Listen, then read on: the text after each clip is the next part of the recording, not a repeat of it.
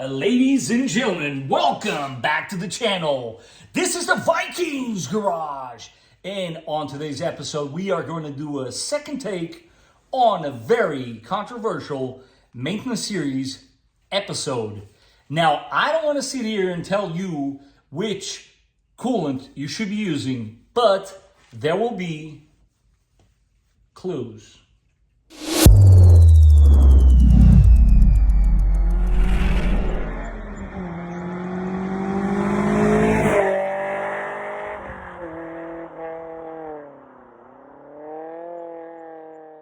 And because we don't all have one, time to go to the dealership, or two, some of us might not actually want to pay the prices they charge at the dealership, this should be very helpful for those of you that are indeed trying to save a couple of dollars during this holiday season. So I am going to go ahead and show you how you can do this simply by going to your local parts store. To that truck? Yeah, to the truck. It's actually a bit of a tradition. Kid loves to come in here and pick his own little car, so that's what we're gonna do. Dad, look. Is that a bus? That's a rad one, buddy. Now, when it comes to your coolant, or as it's also known, antifreeze, things can get a little confusing. There are a lot of brands, a lot of colors, but the only thing that you do have to remember is for your Toyota, your 4Runner, pink is the color. So don't forget it, get the right one. Now that you have seen that you do have locally some options, personally, and because I believe in the quality of the fluid they use for the OEM stuff, I am, of course, going to use it. There are some aspects to this job that you could potentially do. I'm not going to be doing any sort of flush because, one, my particular 4Runner only has 44,000 miles as of this morning. Technically, I am performing this task a bit prematurely. If you are asking or going now in the comments section, wondering when should I perform a coolant, let's just call it drain and fill, because technically, are we really flushing it? We are indeed going to try to take as much of the fluid out as possible, but I think drain and fill fits more the bill in this case. What we are doing differently on today's episode is, of course, and the reason why I'm redoing it, we're going to go ahead and go in the back of the block, and I'll show you guys where you can actually drain more fluid than you would get out by just simply doing it the way I showed you initially, which would be to drain it from the radiator. Now, as far as tools, guys, you might or might not need a pair of pliers. There's really not much needed. Grab yourself some hoses. You'll see in a second why. It will make your life a lot easier. Drain bucket, once again, tray, whatever you want to call it, so that you can go ahead and collect your waste coolant. And most importantly, too, put the sherry on top, or I should say bleed the coolant as you should. I highly recommend you get one of these. I personally prefer the ones that are clear, like so, because you can actually get to watch the air bubble through the fluid. And I will show you guys later what that looks like. Let's go ahead and drain the radiator first. You definitely want to remove this beauty cover that sits on the front here. Once you've done that and located your radiator cap, you then want to grab a rag. It is also important to mention that you might want to wait till your vehicle has cooled off before doing that. Obvious reasons. When it is warmer, this system is very much under pressure. And that's why I want you to use a rag to remove your radiator cap. Hopefully this will not come splashing, which it did not. That's a good sign. Place the cap in the place where you will find it. And I personally like to go ahead at this point and install this funnel, and I can also go ahead and show you guys how simple it is. This particular one, I'm using that adapter. You got to play around with the adapters. They have different shapes, but this one fits perfectly. And you go ahead and install the rest. Just like if you were installing the radiator cap itself, lock it in place, leave it out, and you're ready to go down below.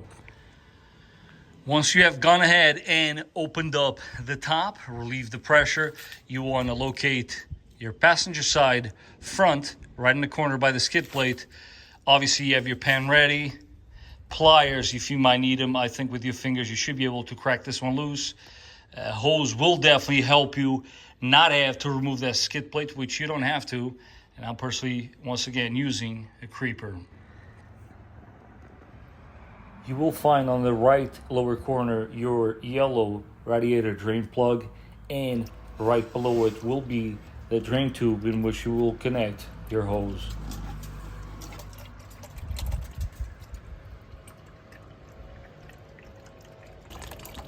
While we let it drain, in this particular case the radiator, because that's basically not so much the mistake. I didn't make the mistake. I was trying to show you guys a quick way, because I do this service every 30,000 miles. So if you're partially draining it every 30,000 miles, chances are after a while the fluid is very much clean. So I'm gonna go ahead, put a picture in this corner of the screen here so that you guys see the next area that we are going to go ahead and tackle. Once you have completely drained the radiator, go ahead and push that pan ever so slightly back, like so, literally just below the control arm or a little more towards the back. And I will be meeting you guys on that side, and I'll show you how to get this done. Another tip, yes, you need a 10 millimeter. What can I say? There's a lot of models. Sometimes I get things a little mixed up. And the way to access it, you go through the front wheel well. Once you have removed that cover, you will then expose your block coolant drain plug. Once you have installed your hose, I will of course leave links in the description down below for these hoses, guys. Feel free to find a hose you have laying around that fits. But honestly, it is, for those of you that watch the channel, same exact size as this guy right there. And if you haven't watched that video yet, I strongly advise you do so. I will, of course, leave the link in the description down below. Once you have successfully opened your drain, which is located on the side of your block, it should now flow right into your bucket. Now, guys, a little word to the wise. This does happen a lot of the times. If you pay attention to the piece in which the drain is actually connected to, they have a tendency of walking on you. What you're gonna need is a 14, hold the back one and loosen up the front one with your 10 mil, and you will be okay. Now we're just gonna let it do its thing. We'll be back here in a second. And by a second, I mean like 30 minutes.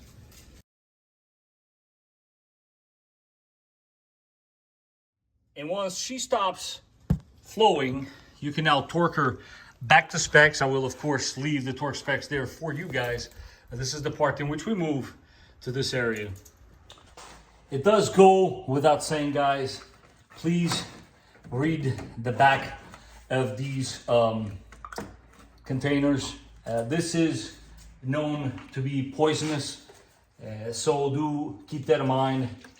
Keep it away from children, from your pets. It is supposedly kind of sweet, so they might find it to be appealing.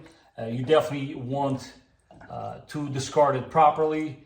Same way we got rid of the oil, you can do the same exact thing. You can take this to your local auto parts store and they should take it as waste. They have ways of recycling it. I'm gonna go ahead and pour both gallons in, and I'll meet you guys here in a second. And once you're done filling it up, you're gonna go ahead, start the vehicle, and there's a small trick you can do to accelerate that process. Let me show you what it is.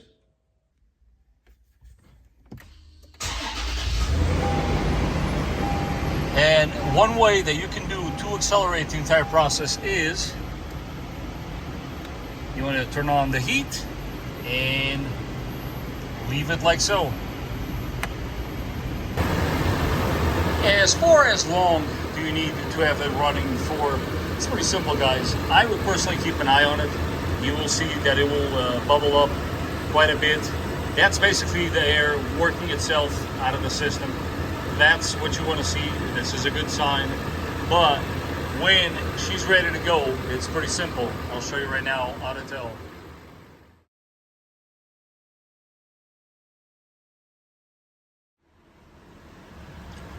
The way to tell that you have waited long enough, with your heat on, should be blowing nice and hot, and that's how you know that you have bled the system properly.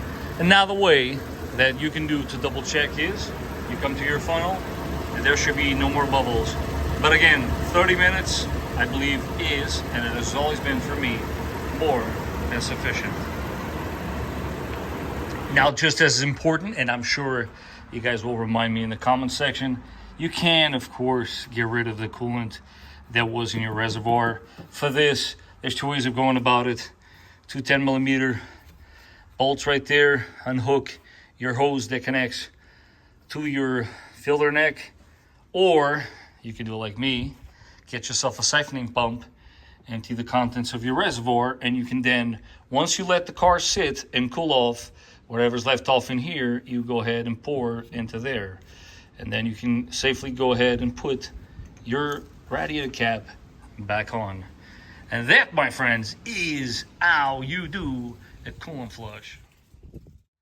I think it's safe to say this is a super easy one to do. Follow my easy steps and you too will be saving some money in no time. As always, guys, if you have not been following the maintenance series, don't forget to do so by subscribing. That way you won't miss another episode. And as always, don't forget to smash that like button. And I will catch you guys on the next one.